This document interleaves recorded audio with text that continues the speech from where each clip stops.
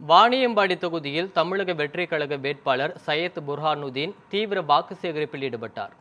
திருப்பத்தூர் மாவட்டம் வாணியம்பாடியில் தாவேக வேட்பாளர் சையத் புர்ஹானுதீன் பெரியப்பேட்டை, சவுக்குத்தோப்பு, ராமையன் தோப்பு உள்ளிட்ட நகர பகுதிகளில் விசில் சின்னத்திற்கு வாக்கு சேகரித்தார். அவருக்கு அப்பகுதியைச் சேர்ந்த பொதுமக்கள் மற்றும் பெண்கள் விசில் சின்னம் கோலமிட்டு மலர்கள் தூவியும் ஆரத்தி எடுத்தும் நடனமாடியும் உற்சாக வரவேற்பு அளித்தனர். அதன் பின் வீடு வீடாக சென்று தாவேக தேர்தல் வாக்குறுதிகளை எடுத்து கூறி விசில் சின்னத்திற்கு அவர் வாக்கு சேகரித்தார்.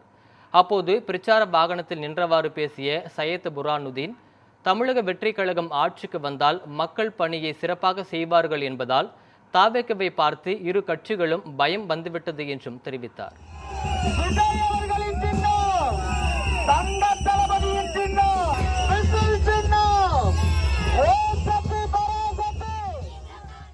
காலகட்டத்துல எத்தனை பேரை அவர் காப்பாத்திருப்பாரு தெரியுமா?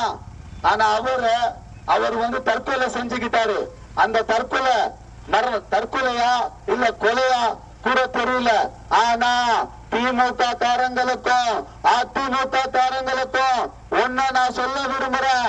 தமிழக வெற்றி கழகம் ஆட்சி வந்தவுடன் முதல் விசாரணையா வாணியம்பாடியில செத்த சிவசுப்பிரமணியம் டாக்டரோட மரணத்தை பத்தி விசாரணைக்கு நாங்கள் கொடுத்தோம்னு சொல்லி உங்கள் வாயிலா கொடுக்க விரும்புறேன்.